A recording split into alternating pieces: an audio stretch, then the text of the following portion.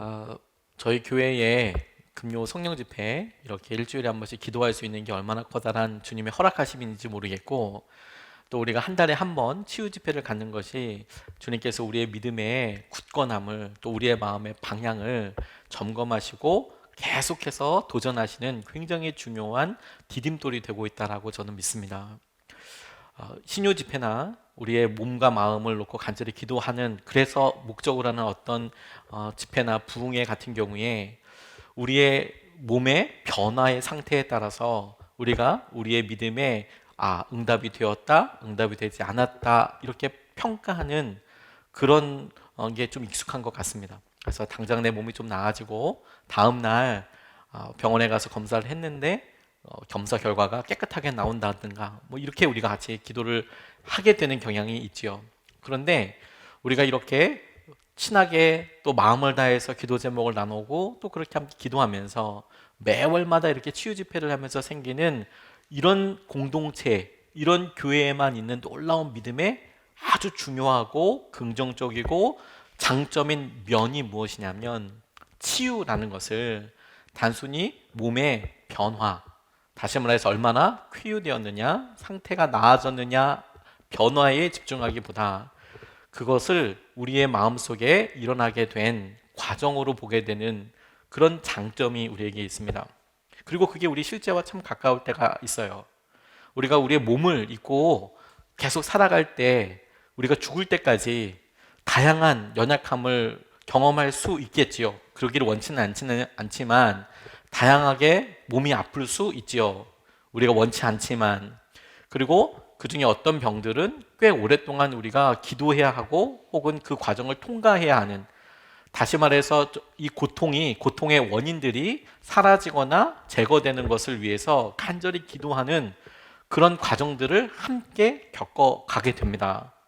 그래서 기도하게 될 때 오늘 하나님께서 완전히 치유하여 주십시오라고 기도하며, 동시에 우리의 상황이 훨씬 더 호전되게 해주십시오라고 기도하면서 뿐만 아니라 그 건강한 모습을, 건강한 상태를 계속 유지하게 해주십시오라고도 기도하게 되는 거예요. 그러니까 치유 집회에 우리의 삶과 굉장히 중요하고 아주 밀접하게 믿음이 방향 지어져 간다는 것이 장점이라고 싶습니다. 최근에 아주 행복한 소식 한 가지를 듣게 됐어요. 제가 기도할 때, 특별히 마무리 기도하고 이럴 때 저희 교우분들 중에서 암으로 인하여서 고통당하시는 분들을 위해 계속 이름을 불러가면서 기도합니다. 혹은 병원에 계신 분들, 입원 갑자기 하신 분들을 위해서 특별히 같이 함께 기도하기도 하지요. 1년 전에 우리 방복원 집사님 이제 수술하시게 되고, 그 수술을 놓고 온 교우분들이 간절히 기도했었습니다. 간절히 기도하고 그 수술 일정에 맞춰서, 그리고 그 수술 일정과 검사하는 것도 있잖아요. 그러니까 이 검사, 수술이 다만 시행되는 것이 중심이기도 하지만 그 전후로 해서 검사를 하게 되는데, 검사는 사실 치유 과정이라고 할 수는 없겠지만 검사 자체로 받게 되는 영적인 부담감이 또 굉장해요. 그러니까 암 검사를 하게 됐는데 이 검사가 가능하냐, 수술이 가능하냐, 혹은 이거 어떤 치료 방법이 있느냐, 이런 검사들을 다양하게 하게 되고, 그럴 때마다 이 넘어서야 될 믿음에 이런 굉장히 중요한 도약 같은 게 있어서 저희가 함께 기도해 왔었습니다. 1년이 지나고 나서 추적 검사를 하시게 됐어요. 1년 수술 이후에 1년 정도 지나고 났을 때 어떠냐, 암 상태가 어떠냐, 이렇게 검사를 하게 됐는데 아무 문제 없이 너무 깨끗하게 잘 건강하게 그렇게 1년을 잘 넘기셨어요. 계속 우리가 기도하고, 그래서 저희가 주일마다 기도하는 우리 백기석 성도님이나 김영상 장로님이나 이분들이 수술을 이렇게 하시면서 치유를 경험하게 되시고 몸이 호전되었다라는 이야기들을 몇 번 전해드린 적도 있습니다. 오랫동안 우리가 함께 기도하면서 이 암이라는 것이 한 번 기도해서 치유된다, 그 믿음으로 당연히 기도하고 붙잡고 오늘도 그렇게 기도할 테지만, 그런데 중요한 것은 그렇게 암이 수술로 인하여서나 믿음으로 치유받을 뿐만 아니라 그걸 1년 후에, 2년 후에, 3년 후에, 5년 후에 이렇게 계속 같이 기도하게 되는 것이지요. 그럴 때마다 우리에게 치유의 순간에 일어나는 믿음이 거의 똑같이 필요해요. 그러니까 우리의 육신의 연약함에 대해서 기도할 때 우리의 몸과 마음에 일어나게 되는 영적인 반응이랄까요? 영적인 운동이랄까요? 메커니즘이라고 할까요? 이게 굉장히 흡사한 거예요. 하나님 이것을 넘어서게 해주십시오. 혹은 이것을 치유하여 주십시오. 이것을 돌파하게 해주십시오. 이렇게 같이 기도하게 되죠. 우리가 오늘도 같이 기도하겠지만 우리 예준이나 우리 아이들을 놓고 간절히 기도하게 될 때에도 그 검사 때도 기도하지만 그 아이가 잘 자라게 되는 것, 그 이유를 놓고도 계속 기도하게 되거든요. 그러니까 치유를 변화라는 한 스팟, 한 점을 중심으로 해서 나아졌냐 안 나아졌느냐 이렇게 볼 게 아니라 치유의 과정들을 겪고 있는 거구나. 하나님께서 이 치유라는 것을 단순히 몸이 좋아졌다 나빠졌다의 기준이 아니라 어떠한 방향으로 가고 있느냐, 어떤 과정을 겪고 있느냐라는 관점에서 보았을 때 제일 중요하게 하나님께서 보시는 것이 무엇인가, 이런 질문을 해보게 된 거예요. 우리는 치유를 놓고 기도할 때 제일 중요하게 생각하는 관점과 기준이 뭐냐면 나았냐 안 아프냐, 쉽게 얘기하면 안 아프냐죠. 근데 하나님께서도 안 아프냐를 중심으로 해서 우리를 보실 거냐? 그렇지 않겠다는 생각이 들었어요. 그리고 결론부터 말씀드리면 그 하나님께서 보시는 가장 중요한 관점을 확인할 수 있고 볼 수 있는 중요한 표징으로 드러나는 증거로 우리가 감사할 수 있게 되었느냐를 가지고 치유에 대하여, 우리 연약함에 대하여 우리의 믿음을 재어보고 또 계속 기도하게 되는 기준이 될 수 있을 거라고 생각하게 되었습니다. 우리가 병을 놓고 기도할 때 이렇게들 생각들을 하세요. 병이 고침받으면 감사할 수 있다. 당연하겠죠. 당연하다고 생각하는 또 의외로 당연하지 않은 일일 수 있어요. 오늘 본문을 읽다 우리가 살펴보게 되겠지만 우리가 보통은 병이 고침받으면 진짜 감사하다. 병을 고침받고 감사한다. 이렇게 가장 쉽게 접근을 하는데요.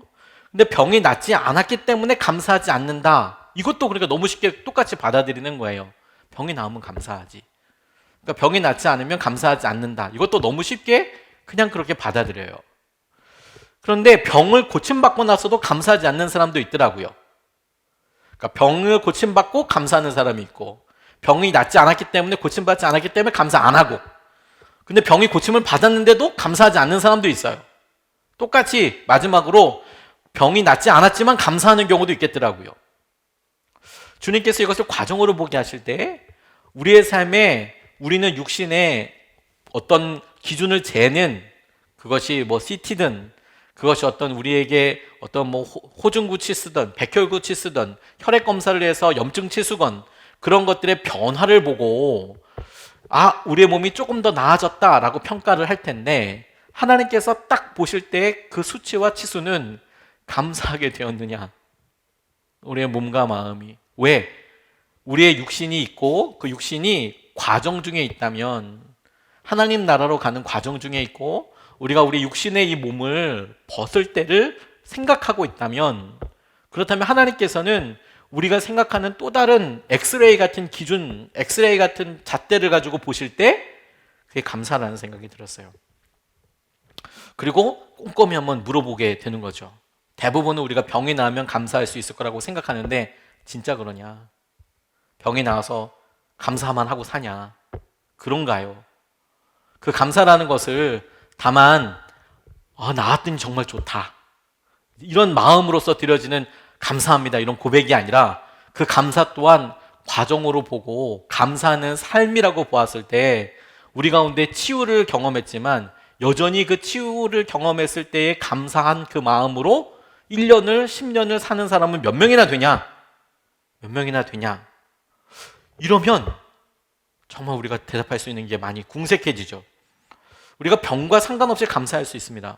치유 과정을 영적인 과정이라고 본다면, 그러면 치유의 가장 끝은 감사하게 되는 것, 그리고 그 감사라는 표현을 계속했던 이유가 주님의 영광을 보고 이건 주님께서 하셨구나 라는 것을 보고 확인하게 되고, 주님께서 하신 것에 대한 마땅한 반응인 감사, 찬송, 주님이 하셨네요에 대한 우리의 마땅한 반응인 감사와 찬송을 통해서 우리의 과정이 한순간이 아니라 감사로 이어지고 찬송으로 이어지고 하나님께서 하신 일들을 쭉 바라보면서 살 수 있고 그렇게 결론이 돼야 한다라는 것이죠. 그게 치유 집회에 있어서 오늘 우리가 좀 같이 질문해 보고 싶습니다.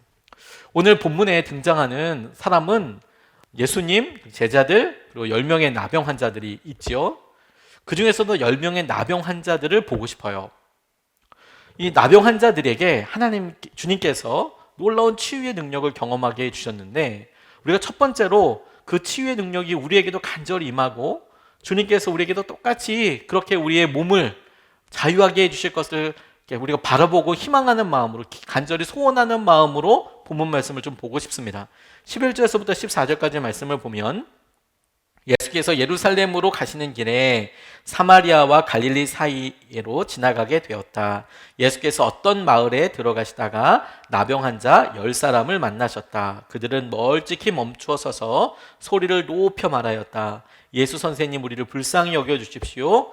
예수께서는 보시고 그들에게 말씀하셨다. 가서 제사장들에게 너희 몸을 보여라. 그런데 그들이 가는 동안에 몸이 깨끗해졌다 라고 그렇게 나와 있습니다.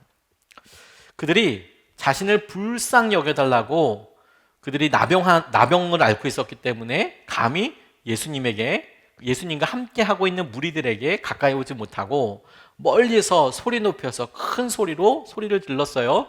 우리를 불쌍히 여겨달라고.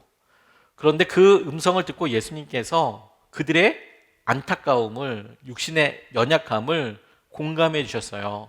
그래서 저들에게 말씀하셨습니다. 율법이 명한 대로 나병 환자가, 나병에 걸린 사람이 그 나병으로부터 치유받았다라는 것을 어떻게 기준하여서 확실하게 자유하게 되느냐, 제사장에게 가서 자기의 나병 있었던 몸을 보여요. 그래서 나병일 때 드러나게 되는 몇 가지 현상들이 있거든요. 뭐 하얗게 변하고, 그리고 나병 환부에 무슨 어떤 그 채모들이 없어지고, 이제 몇 가지 그런 기준들이 있습니다. 그걸 보고 제사장들이 평가를 해요. 판단을 해요. 더 이상 나병 나았다. 그러면 그것과 관련된 또 예배가 있습니다. 예배를 드리고 나서 제사장이 선포해요. 이 사람은 나병에 나았다. 그러면 이제 그걸 기준으로 해서 이 사람들이 나병 환자가 아닌 자유의 몸으로 이제 살게 되는 겁니다. 예수님께서 저들이 불쌍히 여겨달라는 말을 듣고 제사장들에게 가서 몸을 보여라 라고 하신 것은 바로 그 율법을 율법을 통해서 말씀하신 것이죠. 너희들의 몸이 나을 거니까 나가서 한번 그들에게 가서 보여라. 근데 흥미로운 것은 주님께서 그들에게 병이 나았다 이렇게 선포하신 것이 아니고, 그들이 불쌍히 여겨달라는 말에 대한 대답으로 제사장에게 가서 너희들 몸을 보이라 라고 말씀하셨다는 겁니다. 왜 나아만처럼 그가 아픈 몸으로 이렇게 왔을 때 엘사 나와서 그의 상처에 막 이렇게 손을 흔들고, 당처라고 나와 있지만 상처에 막 손을 흔들고 막 그렇게 해서 이렇게 흔들고 이렇게 해서 좀 기도도 하고 이렇게 좀 뭔가 좀 대법한 일을 해서 낫게 해야지. 그거 안 한다고 나아만이 엘리사한테 엄청 삐졌던 거 기억나시죠? 우리는 사실 우리가 생각했을 때 뭔가 특별한 어떤 상황, 내 병이 낫는다면 그날은 뭔가 느낌이라도 좀 찌릿찌릿하던가, 안수를 하던가, 혹은 내 이름을 불러서 누가 나았다라고 이야기하던가, 그런 어떤 계기들을 원하는데, 이 나병 환자들한테는 적어도 본문 말씀을 통해서 보았을 때에는 그런 계기들이 전혀 없는 것처럼 보입니다. 불쌍히 여겨달라고 하니까 그래? 제사장들에게 가서 보여라라고 그렇게 말씀해 주셨으니까. 그런데 놀라운 것은요, 바로 여기서부터 시작이 되는 거예요.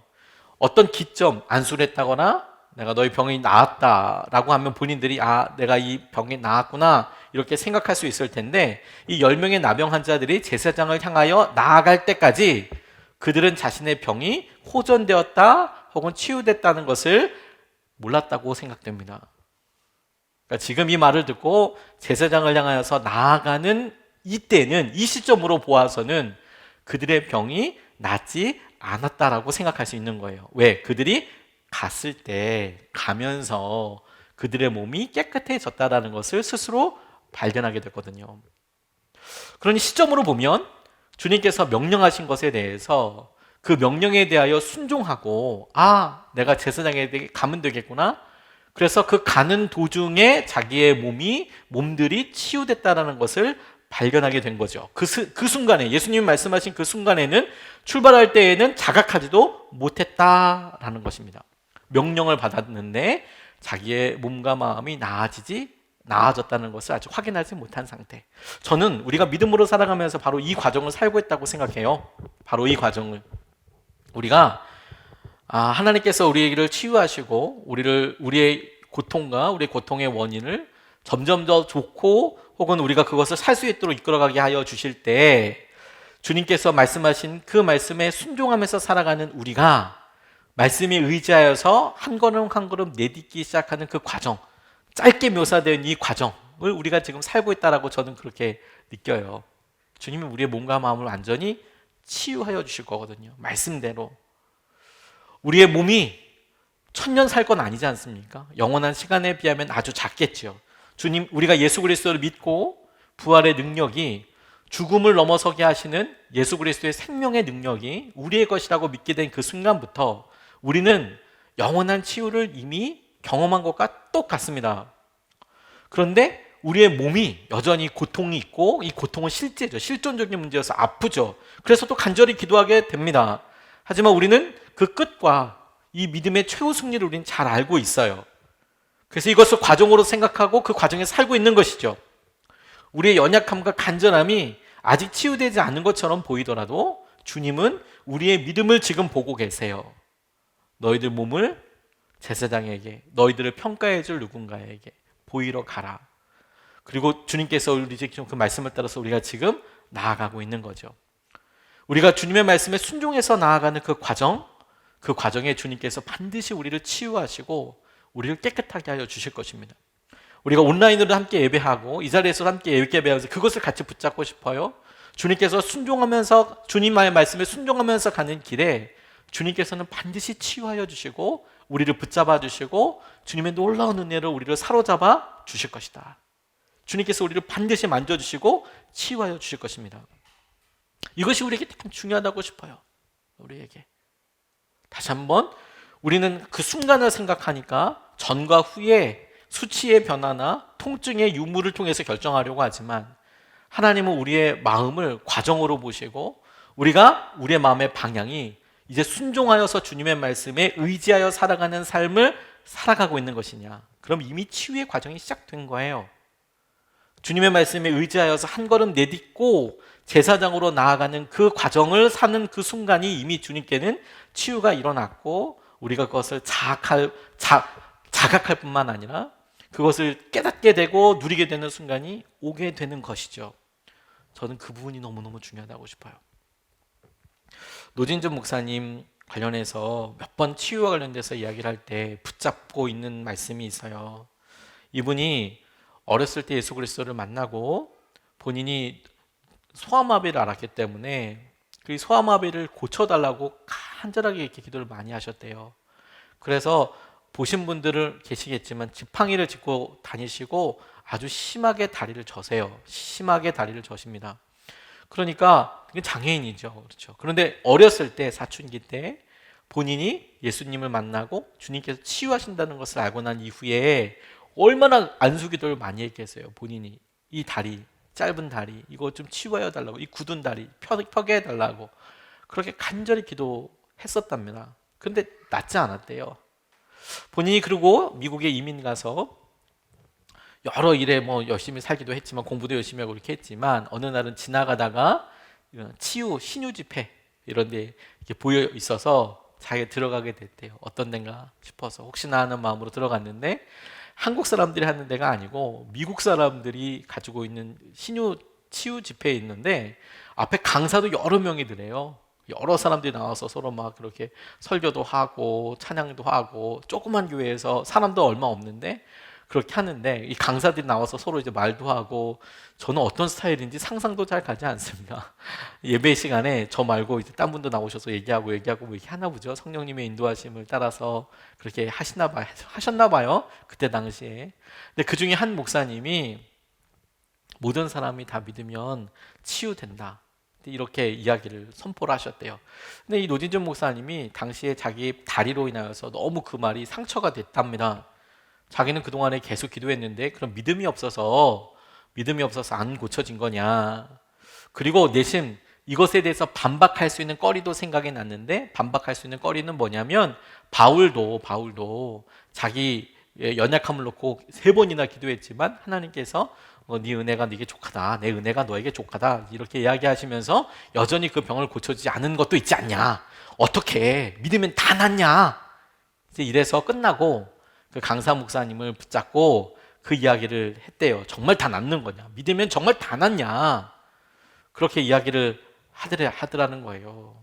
물어봤대요. 그랬더니 그분이 1대1로 만났는데도 여전히 다 낫는다고 이야기를 하시더랍니다. 자기가 이렇게 무슨 얘기를 할지 자기의 얼굴에 이 마음속에 있는 질문을 그분이라고 모르셨겠어요.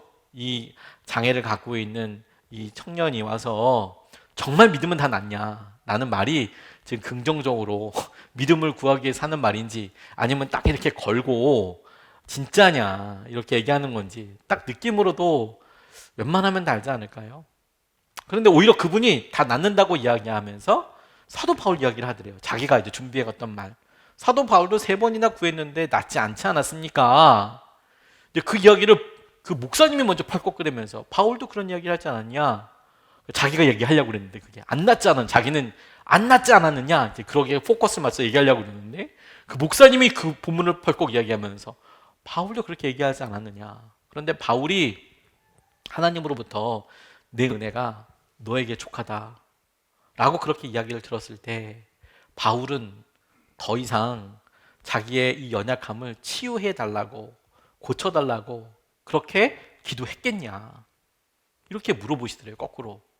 근데 가만히 생각해 보니까 그렇게 간절히 기도했는데 주님께서 기도 응답으로 내 은혜가 너한테 족하니까 그래, 너한테 족하다 이런 이야기를 들었을 때 바울은 더 이상 기도할 필요가 없었을 것 같다는 생각이 들더래요. 그랬더니 바로 목사님이 그렇게 대답을 드렸더니 바로 대답하게 돼요. 그렇다면 바울이 더 이상 그것을 놓고 기도할 필요가 없어졌다면, 아니 기도하지 않게 되었다면 나은 거 아니냐, 그의 육신의 연약함은 그대로여도 나은 것이 아니냐, 이렇게 대답을 했다는 거예요. 그리고 노진준 목사님이 그때 참 크게 그것의 은혜를 받으셨나 봐요. 그리고 자기도 그 다음서부터 소아마비, 자기의 연약한 다리를 놓고 기도하지 않게 되었나라고, 그리고 자기도 자기의 소아마비가 치유되었다고 믿는다고, 더 이상 이 소아마비가 자기한테 아무런 영향력을 줄 수 없고 그것을 놓고 내가 기도하지 않게 되었다고, 이 은혜가 내게 족하고 내게 이것이 이미 주님의 말씀대로 치유된 것을 내가 믿는다고 고백하게 되었노라고 그렇게 믿음으로 선포하는 것을 보고 저도 너무 공감하게 됐어요. 우리가 갖고 있는 심장의 문제가 괜찮으면 뇌는 괜찮은 겁니까? 우리의 혈압이 괜찮아지면 우리의 당뇨는 괜찮은 겁니까? 아니, 우리의 육신이 다 괜찮으면 우리의 마음의 상태, 우울감은 괜찮은 겁니까? 우리 우울감을 넘어설 수 있으면 그러면 관계에서 오는 쪼들림 때문에 답답해지는 그런 상황들은 괜찮은 겁니까? 끊임없이 우리의 삶에 이런 여러 일들이 생길 수밖에 없지요. 과정으로 본다면, 여러분, 우리의 삶을 과정으로 본다면 어느 순간에 저렇게 살 수 있을까 싶은 그 순간을 우리가 덥석덥석 살아가고 있지요. 그리고 우리가 살아가는 여러 조건들, 그리고 사단이 깔아놓은 여러 일들뿐만 아니라 우리가 어쩔 수 없이 겪게 된 여러 과정들 가운데 육신의 연약함도 있지요. 그런데 우리가 그런 상황들을 마주하고 보게 될 때 주님 앞에 순종하는 길을 갈 것이냐, 아니면 그런 것과 상관없이 여전히 우리의 아픈 상황과 어려움을 바라보며 살 것이냐, 적어도 우리가 그것을 선택할 수는 있습니다. 그리고 그렇게 이야기한다면, 그렇게 우리가 믿음으로 고백하고 붙잡는다면 감사는 정말 중요한 믿음의 표현이 돼요. 왜냐하면 사람들은 설명할 수 없거든요. 감사 아무나 할 수 없습니다. 다시 한번, 감사 아무나 할 수 없습니다. 아니, 목사님 몸이 치유되면 감사한다니까요. 아니요, 여러분, 몸이 치유돼도 감사 아무나 할 수 없습니다. 15절 16절 말씀이 이렇게 나와 있어요. 그런데 그들 가운데 한 사람은 자기의 병이 나은 것을 보고 큰 소리로 하나님께 영광을 돌리면서 되돌아와서 16절 예수의 발 앞에 엎드려 감사를 드렸다. 그런데 그는 사마리아 사람이었다. 그런데 그들 가운데 한 사람은 자기의 병을 나은 것을 보고 돌아왔대요. 제가 그냥 하는 게 아니라 나은 것은 몇 명이었다고 성경은 말하고 있습니까? 불쌍히 여겨달라고 이야기했던 10명이 나음을 받았습니다. 그런데 몇 명이 감사하러 왔습니까? 한 명이 감사하러 왔습니다. 그러면 저는 이걸 그냥 10명 중에 한 명이 있겠거니라고 이야기하지만 저는 성경이 주님께서 우리에게 우리의 삶의 현실을 그냥 적나라하게 보여준 거라고 생각해요. 주님이 보시기에 우리는 주님 제가 몸이 나으면 반드시 주님께 감사하겠습니다라고 얘기하지만 주님이 딱 보시기에 야 10놈 낳으면 한 놈 감사하더라. 10명 낳으면 한 명이나 감사하더라. 야 퍽이나 하겠다. 주님이 보시기엔. 아니 실제로 낳으면 감사하겠습니다라고 이야기하는 사람 다 빼고 실제로 10명이 낳아도 그 중에 한 명 감사하더라. 통계적으로. 그렇다고 주님이 우리를 뭐 밉게 여기시는 것은 아니겠지만 저는 그냥 이것을 그냥 주님께서 보시는 관점처럼 팩트처럼 생각해 봤어요. 야, 병 다 낫는다고 감사하는 거 아니더라.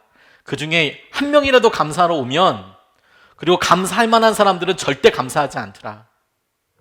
감사하지 않더라.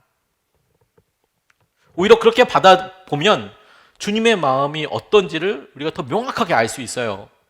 우리는 아직 이루어지지 않은 우리의 육신을 놓고 낳으면 감사하죠 라고 이야기하지만 하나님 입장에서는 이미 많은 사람이 낳았고 나아졌으며 이미 나아서 치유된 삶을 살지만 그 중에 감사하는 사람은 10명에 한 명도 안 된다 라고 우리에게 말씀하시는 것이죠. 그 사람이 와서 주님께 예배를 감사를 드렸습니다. 엎드려서. 근데 그 이유가 뭐냐면 하나님께 영광을 돌리면서 왔다예요. 영광을 돌리면서 돌아왔답니다. 하나님께 영광을 돌리면서 그가 표현한 감사가 하나님께 영광을 돌리는 표현인 어떤 것이죠. 그러니까 감사라는 것이 우리가 주님 감사합니다. 이런 땡큐 로드 내가 이렇게 치유가 됐으니까 감사합니다. 그래서 마음을 다해서 감사헌금 할 수 있고 뭐 어떤 헌신을 할 수 있죠.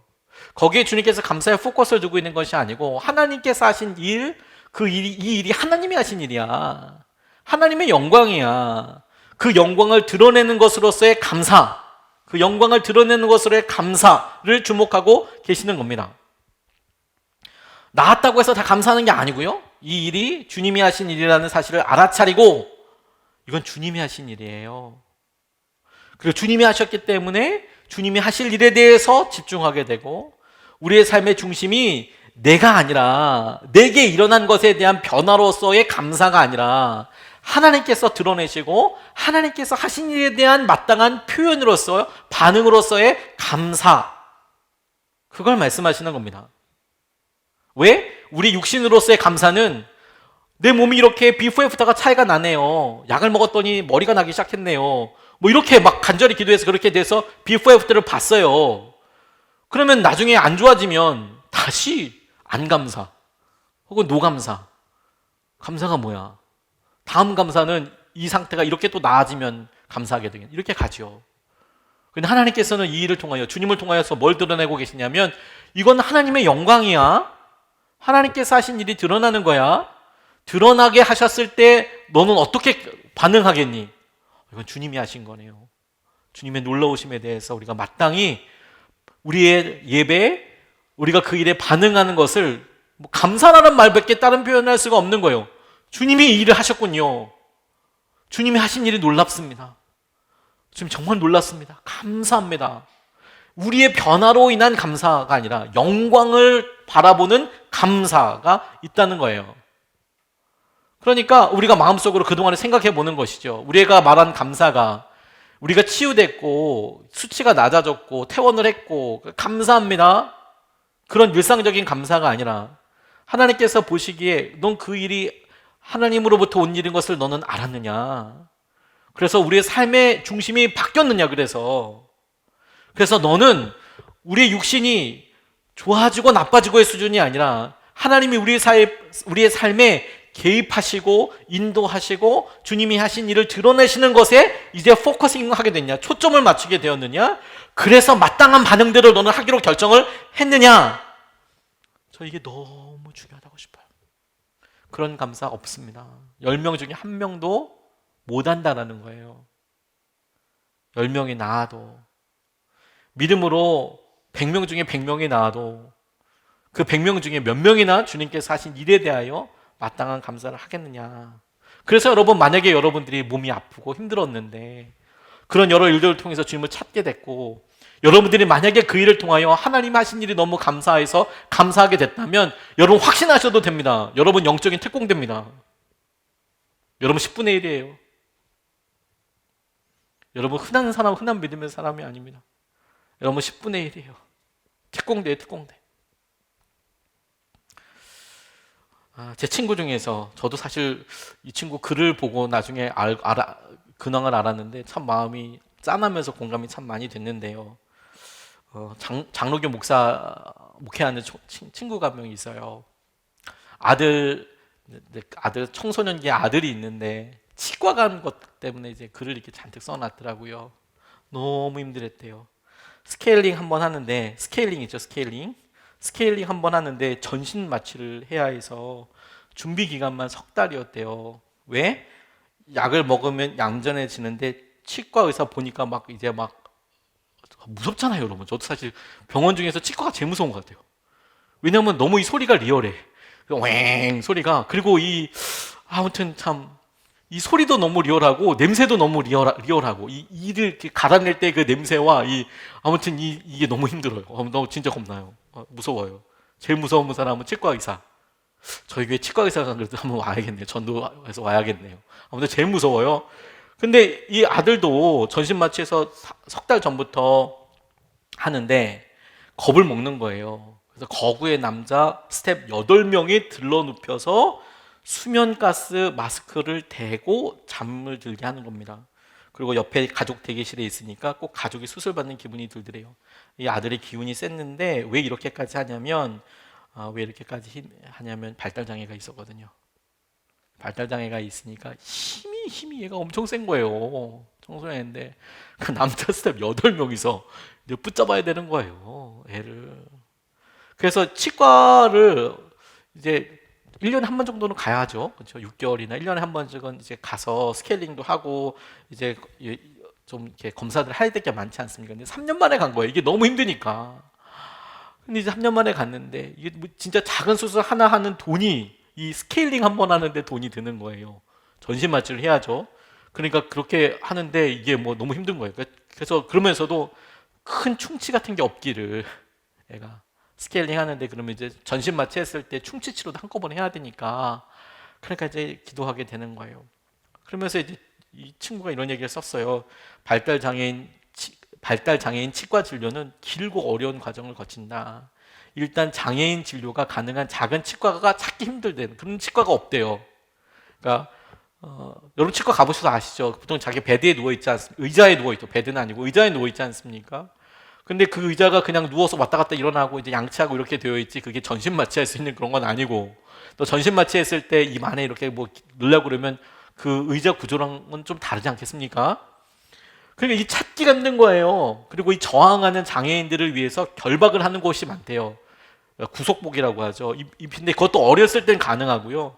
이게 나이가 좀 크면, 내가 청소년이만 되면 희한하게 아이들이 좀 몸이 좋잖아요. 얘네들이 잘 먹고 발육 상태가 좋아서 힘이 안 되는 거예요. 그래서 대부분 한두 명의 여성 간호사들이 있는데, 그래서 여성 간호사들이 붙잡고 부모가 붙잡고 완전 레슬링을 한다는 거예요. 애는 겁먹었고, 그러니까 몸을 붙잡고 막 그러면, 그리고 당연히 스텝이 더 많이 들면 더 많은 치료비와 진료비를 내야 하는 거예요. 너무 고생스러운 거죠. 덩치가 커지니까 이제는 뭐 청소년들 전신 마취를 하는데, 다 알아봤는데 서울에 정신 마취가 가능한 곳이 서울에 딱 3곳이 있더래요. 저도 이 친구 글 보고 알았어요. 치과에서 장애인이 아이들이 그렇게 치과 치료를 받을 수 있는 곳이 딱 3군데 있답니다. 진료실에 들어가서 의자나 침대에 앉거나 눕혀야 체열과 초음파 하는데 부모가 직접 하지 않고 남자 스텝의 도움을 받을 수 있는 곳은 이 친구가 아들 데려갔던 한 곳밖에 없었던 거예요. 부모가 그나마 안 들어갈 수 있는. 그러니까 생쇼를 하는 거죠. 부모가 얼굴 봐야지 애가 또 안정이 되니까, 뭐 이런 게 계속 있으니까. 그래서 모든 병원 셔틀 뭐 끝내고 셔틀 돌아다니면서 보니까 다 치료 불가. 얘는 어떻게 할 수가 없어요. 지역이 안 돼요. 뭐 계속 이렇게 하니까 과정을 똑같이 이렇게 길게 겪게 되는 거죠. 근데 이제 마침내 석 달 만에 이 아들이 스케일링을 할 수 있게 된 거예요. 스케일링. 들어가기 전에 의사 선생님이 얘기하더래요. 치과 의사가 아버님 원래 자녀 치아 관리 하시려면 부모님들도 다 같이 애한테 물리고 또 맞기도 하고 그렇게 하셔야 돼요. 진료 받을 때도 마음 단단히 먹고 하세요. 그렇게 이야기하더래요. 알죠? 이 친구야 알죠? 이때까지 계속 그렇게 있었으니까 맞기도 많이 맞았고 아들한테 그 치과 들어가서 그래서 자기 스스로 이렇게 얘기했대. 안다 알아. 해온 세월이 있는데 그런데 그래도 얌전한 아들 덕분에 난 그런 고생을 많이 안 해봤다. 하지만 이제 나보다 큰 아들은 내 힘보다 세졌다. 이제 할래야 할 수 없다. 그러면서 본인이 그날 아들이 스케일링 잘 받은 것을 놓고 감사하더라고요. 저희 그 글을 읽으면서 우리 딸들도 사실 좀 치과 가는 거 되게 무서워하거든요. 그러면 이제 처음에는 꼭 받아야 돼 이렇게 단호하게 얘기도 하지만 얼르고 꼬시고 그래서 야 이거 하면 뭐 이렇게 되고 뭐 이렇게 할 수 있죠. 너 받아야 돼. 지금 이제 우리 스케일링도 하고 이렇게 하면 돼. 그리고 더 예뻐져야 되잖아. 막 꼬시고 얼르고 이렇게 사바사바 해가지고 애들 치과 갈 수 있잖아요. 근데 이렇게까지 막 생전투를 하듯이 살아가면서 그 일을 3년에 한 번씩 스케일링. 또 3년이면 사실 조금 치과가 그렇죠. 또 단 거 좋아한다면 이 아이 치아가 또 굉장할 텐데 그러면서 이렇게 난리 전투 같은 이런 일을 보면서 일상처럼 감사하는 걸 보고 제가 알았어요. 와, 하나님께서 우리 친구 목사한테 이거 감당할 만하니까 이거 맡겨놓으시고 얘 특공대구나 이런 생각이 되게 들었어요. 특공대구나. 이거 특공대구나. 그냥 치료라는 것이 한 방에 어떤 병원 입원 기간 뭐 2주, 뭐 1주, 수술 포함해서 뭐 3일 그렇게 해서 치유를 우리는 당장 몸에 호전을 놓고 간절히 기도하지만 실제로 보면 사실 이런 경우들이 많지 않습니까? 다음 진료 이런 일들이 우리에게 계속 있고 그때마다 우리에게 일상적인 믿음의 도전이라니까요. 자, 그렇다면 여러분 감사 이런 일을 통해서 하나님께서는 어떤 일을 하시지? 몸이 더 나아졌느냐가 포커스가 아니고 주님은 어떤 일을 드러내시지? 주님은 무슨 일을 하고 계시지? 주님은 그래서 어떻게 우리 가운데 행하고 계시지? 거기에 중심이 있는 거예요. 그리고 그런 사람들은 하나님께서는 지금 주목하고 계시는 겁니다. 그런 사람들을. 전 이것이 우리에게 굉장히 중요한 믿음의 도전이라고 그렇게 붙잡았어요. 제대로 된 감사하는 사람 별로 없어요. 그리고 감사가 그래 주님이 하시는 일에 대해서 아멘. 주님께서 우리의 삶에 그렇게 개입하시고 우리의 삶에서 주님이 계획하신 일들을 우리가 할 수 있도록 하시고 또 행하시고 그래서 우리가 그걸 알아차리고 그것에 대한 우리의 마땅한 반응이라고 보았을 때 그게 감사라고 본다면 그러면 맨 앞서서 말씀드린 대로 우리의 병이 호전돼야만 감사할 수 있는 게 아니고 우리의 몸이 혹 여전히 아프다 하더라도 주님이 하신 일로 인하여 우리가 감사할 수 있지 않겠습니까? 주님이 우리 가운데 개입하고 계신 일을 통해서 우리는 여전히 감사할 수 있지 않습니까? 우리의 우울감이 해결되지 않고 우리의 생각과 우리의 마음 가운데 하나님께서 하신 일들이 여전히 내가 보기에는 고난이라는 관점에서 보여지지만 그런데 하나님께서 하신 일이라는 관점을 보고 계시니 내가 알지 못했던 여러 일들의 은혜들에 하나님 그렇게 이끌어 주셨던 것을 보게 되죠. 말씀을 준비하면서 스펄전 목사님과 관련된 글들을 이렇게 읽는데 스펄전 목사님이 뭐 10,000명이 엄청나게 많은 사람들 앞에서 말씀도 전하시고 영국에서 매크로폴리탄 그 처치에서 엄청나게 많은 사람들한테 선한 영향력을 주었지만 그리고 선한 하나님의 귀한 통로로 쓰였지만 정작 스펄전 목사님은 우울증 때문에 굉장히 많이 고생하셨대요. 너무 힘드셨대요. 30년 동안. 그래서 그분의 자기의 묘사 30년 설교도 30년이나 했는데도 강단위에 올라갈 때 어떤 때는 다리가 너무 후들후들할 정도로 너무 무서웠다. 30년 동안 목회했고, 그러니까 뭐 설교로 한 거 치면 뭐 그렇죠. 저랑은 비교할 수 없을 만큼 많은 횟수를 하셨겠죠. 그리고 많은 사람들 앞에서 매주마다 그렇게 막 쏟아내듯이 엄청난 은혜의 통로로 쓰임 받는데, 결국에 본인 자신은 한 30년 동안 그런 우울감 때문에 너무 힘들고 너무 어려웠는데 그분이 그런 글도 쓰셨더라고요. 근데 자기는 하나님께서 말씀으로 우울증을 치유하실 것을 믿는다. 다른 어떤 목사님의 글을 통해 자기가 읽었던 것을 자기도 그렇게 동의한다. 이런 식으로 우울감은 성경 말씀을 의지할 때 치유된다고 나는 믿는다. 이렇게 써 놓으셨더라고요. 이걸 여러분, 우울감이 경험해보지 않는 사람이 우울감 걸린 사람한테 이렇게 얘기해 줄 때 말씀을 믿으면 나을 수 있습니다. 이렇게 얘기해 주는 것과 자기가 지금 우울감에 있거든요. 너무 힘들어. 그런데 자기 스스로가 내가 말씀을 의지할 때 그래도 내가 살 수 있어 라고 붙잡는 것은 완전 느낌이 달라요. 완전 느낌이 달라요.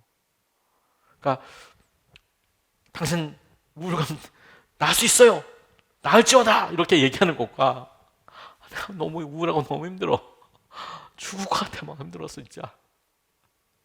근데 스스로가 나는 그래도 주님만 붙잡아 라고 붙잡는 것은 사실 믿음 자체가 달라요. 왜 다른 줄 아세요? 내가 실제로 그렇게 우울한 상황과 어려움 가운데 내가 그래도 내가 살기 위해서 하나님 말씀을 붙잡는 것밖에 없어 라는 것은 마음의 중심이 하나님께 있는 거예요. 하나님께서 내 마음속에 그래도 다스리시고 하나님 어떤 일을 하고 계셔. 끊임없이 나는 힘들고 어려울지 몰라도 하나님이 하신 일들이 계속 찾아서 이거 하나님 하신 일이 하나님께서 하신 것이야 라고 봐요. 그래서 감사할 수 있어요. 그게 굉장히 중요한 일이라고 봐요. 우리의 치유에. 그런 의미에서 여러분, 오늘 우리가 아프고 힘들잖아요.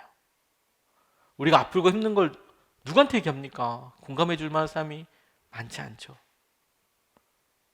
그래서 저는 감히 이렇게 이야기할 수 있다고 싶어요. 사람들한테 공감할 수 없을 만큼 아프고 힘들 때, 그러니까 지금 이 상황, 이 고난, 고통, 이런 것들로 인하여 당신만 할 수 있는 감사가 있는 거예요. 물론 우리의 연약함이 치유받아서 내가 이런 연약함으로부터 자유함이 되었으니까 나만 할 수 있는 감사가 있을 수 있겠죠. 근데 여러분, 그것도 참 감사이고, 여전히 내가 힘들고 어렵지만 그럼에도 불구하고 주님께서 내게 행하신 일에 대하여 하나님께서 하신 그 일을 주목하기에 내게 하나님께서 이루신 것으로 인하여 감사할 수 있는 것이 있어요. 그리고 오늘 본문 말씀에서는 바로 그 감사를 또 다른 단어로 이렇게 표현하고 있습니다. 17절부터 19절까지 말씀을 보면, 그래서 예수께서 말씀하셨다. 10사람이 깨끗해지지 않았느냐? 그런데 9사람은 어디에 있느냐? 하나님께 영광을 돌리러 되돌아온 사람은 이 이방 사람 한 명밖에 없느냐? 이렇게 말씀하신 다음에 19절, 그런 다음에 그에게 말씀하셨다. 일어나서 가거라. 내 믿음이 너를 구원하였다. 내 믿음이 너를 구원하였다. 자, 여기서 놀라운 것은 뭐냐면 그가 와서 감사했잖아요. 감사를 했는데 주님은 그 감사를 어떤 단어를 쓰고 계시냐면 믿음이라고 이야기하고 가세요. 네 믿음이 너를 구원하였다. 그 감사의 모습을 믿음이라고 보셨어요. 내 믿음이 너를 구원하였다. 저는 이 부분이 너무 중요하다고 싶어요. 감사가 믿음이에요. 감사가 믿음이에요. 그리고 믿음은 우리의 육신과 우리의 연약함을 치유하고 자유하게 하고 회복하게 하는 하나님의 놀라운 능력이기도 합니다. 근데 감사가 믿음이에요. 감사할 수 있는 것, 병이 다시 걸릴 수 있지만 믿음은 그때마다 새로울 수 있어요. 나병 환자가 드리는 감사의 시점은 율법적으로 생각하면, 그러니까 율법이라고 너 치유받은 걸 이렇게 검증받아서 치유받은 거야 라고 하는 그 율법의 과정 절차로 이야기하면 아직 나병이 완전히 정결하게 되기 전입니다. 아직 제사장한테 안 갔잖아요, 이 사람은. 그가 여전히 나병 환자인 셈이에요. 그러나 그의 시점으로 보면 그렇죠. 그러나 그의 감사가 영원한 제사장이신 예수 그리스도 앞에서 자신의 상태를 드러내는 거예요. 자기의 몸을. 이 나병 환자들이 이제 그 제사장한테 가서 자기 몸을 이렇게 환부를 드러내고, 여기 이렇게 좀 여기도 있었는데 이 헌대가, 그리고 여기가 잘못됐다고 이렇게 보여주고 지금 괜찮다고 이렇게 자기를 드러내야 되잖아요. 경우에 따라서 옷을 다 벗어야 될 수도 있죠. 나병에 걸렸으니까. 그래서 그렇게 우묵 들어간 곳이나 뭐 변색된 곳이나 이런 거 찾겠죠. 그리고 선포해 주겠죠. 그런데 여러분, 놀라운 것은 뭐냐면 제사장한테 그거 하라고 보냈는데 이 사람이 왔어요. 그리고 지금 그의 믿음, 그의 감사라고 이야기하는 그의 믿음을 가지고 영원하신 제사장 앞에 왔을 때 그가 자기의 온 인생을 그냥 두고 왔어요. 근데 주님께서 그것을 보시고 마치 제사장이 너는 깨끗하게 되었다, 너의 몸은 정결하게 되었다라고 이야기하시는 것처럼 그에게 구원받았다라고, 내 믿음이 너를 구원하였다라고 예수 그리스도께서 그에게 선포해 주세요. 이런 믿음을 통해서 우리도 제대로 자각하지 못했던 영적인 질병을 치유받습니다. 감사함으로 사실 전혀 다른 병을 치유받아요. 죄, 굴레, 과거, 정체성, 자책감, 상처들, 우리를 정말 힘들게 하는 여러 일들, 그런 건 예수님 아니면 고칠 수 없습니다. 예수 그리스도 아니면 아무도 그것을 손댈 수 없어요. 수술도 못합니다. 병원의 의사들이 엄청 공부 열심히 하지만, 그리고 최고의 과학자들이 연구를 수없이 하지만 여전히 우리의 과학과 우리의 의학의 수준으로 우리가 적어도 완치할 수 있다라고 할 수 있는 병의 종류는 그리 많지 않습니다.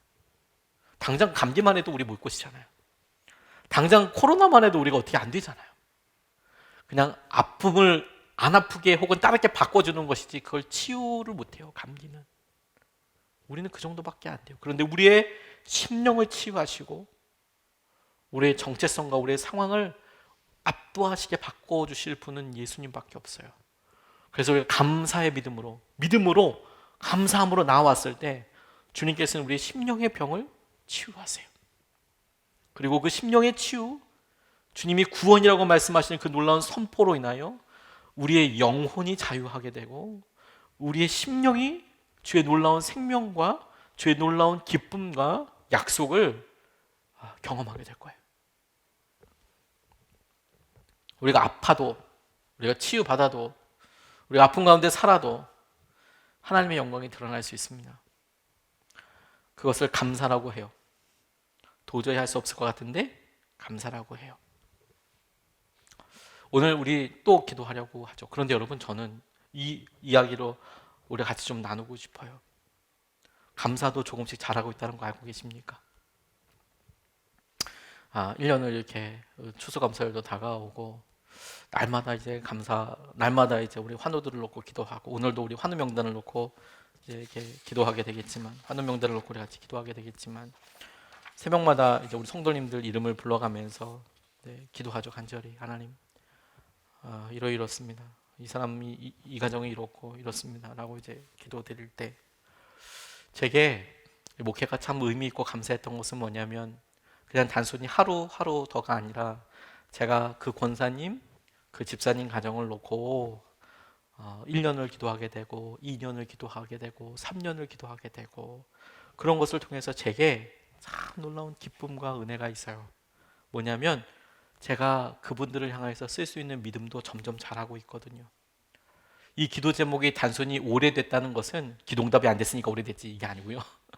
안 됐으니까 오래 기도했겠지 이게 아니고, 그 가정과 그 분과 그 연약함 혹은 그 소원, 그 간절히 이루어지기 원하는 원업이, 그렇게 되고 싶은 것, 그것을 꼭 함께 믿음으로 서서 내가 3년이나 같이 해왔어, 5년이나 같이 해왔어, 내가 앞으로 계속 같이 싸울 거야. 그 문제를 가지고 같이 함께 싸울 거야. 함께.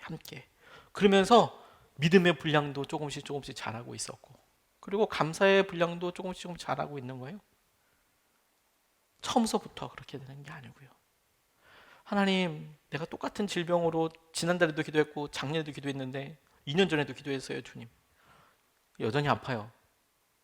그러면 아이고 안 낫구나 이게 아니고, 그런데 주님, 내가 이 질병을 하루를 더 살면서 하루를 더 아프게 되는다고 사람들은 이야기할지 모르겠지만, 근데 주님, 저는 이 일로 인하여서 하루만큼 더 이 고난 가운데 겪었지만 감사하는 사람이 됐어요. 기록갱신이죠, 그죠? 기록갱신. 나는 똑같은 질병에 여전히 있어도 나는 2년이건 3년이건 그것 때문에 배신하지 않고 주님께 감사하는 사람이 됐어요. 감사가 믿음을 쓰는 것이, 아니 우리 상황을 아이고 여전히 안 됐네가 아니라, 아 이것까지도 넘어서게 하시는구나, 이것까지도 주님께서 믿음으로 반응하게 하시는구나, 아 이것까지 감사하게 하시는 거구나. 그렇다니까요. 어느 분이, 여학생이, 똑똑한 여학생인데 몸이 그렇게 좀 이렇게 여학생들이 작잖아요. 일단 어렸을 때, 그러니까 몸이 약해가지고 체육 시간에 항상 뒤쳐졌대요. 예. 승부욕은 강한데 이게 애가 아직 몸이 크지 않으니까, 그러니까 뭐 달리기나 이런 것들이 맨날 꼴등하는 거예요. 뭐 저는 이렇게 생각만 해도 참 귀여운데, 체육 시간에 두렵고 고통스러운 거죠. 애가 이제 잘 따라갈 수도 없고 그러니까. 그리고 어머니가 그 애를 위로해 주면서, 아직 어리기 때문에 꼴찌를 하는 것도 괜찮아. 하지만 다음 목표는 앞에 있는 한 사람을 따라잡는 거야. 명심해. 1등 하려고 하지 말고 앞에 있는 애 한 사람만 따라잡으면 돼. 맨날 꼴등하니까요. 달리기를 하면 애가 몸이 더 작았나 봐요. 작고 그러니까 맨날 달리기 하면은 꼴등하고 그러니까 엄마가 속상해하는 게, 잡고 한 명만 그냥 목표를 삼으면 돼. 이 여학생이 고개를 끄덕이며 어머니 말을 마음에 새겼대요. 다음 체육 시간에 최선을 다해서 달렸대요. 그때 1등 하려고 막 열심히 뛰는 게 아니라 앞에 한 사람, 내가 쟤만 꼭 이기고 싶어. 그래서 그 친구를 따라잡았대요. 그래서 마침내 꼴찌에서 탈출하는데 성공한 거예요. 내 꼴찌는 아니야. 몇 명이 한꺼번에 뛰었는지 모르겠지만 뭐 8명이 뛰었으면 7등 한 거죠. 그렇죠? 이후 그렇게 한 사람 뛴다고 생각했는데 달리기의 속도가 점점 빨라졌고 더 많은 친구들을 따라잡게 됐대요. 그래서 한 학기가 채 끝나기도 전에 달리기 성적은 무려 반에서 중간 정도가 됐대요. 처음에는 꼴등이었는데 한 명씩 하려고 하다 보니까 뭐 바로 되겠습니까? 아무튼 내가 한 명만 잡는다 했더니 반에서 중간 정도 이제 하게 되더래요. 이 학생이.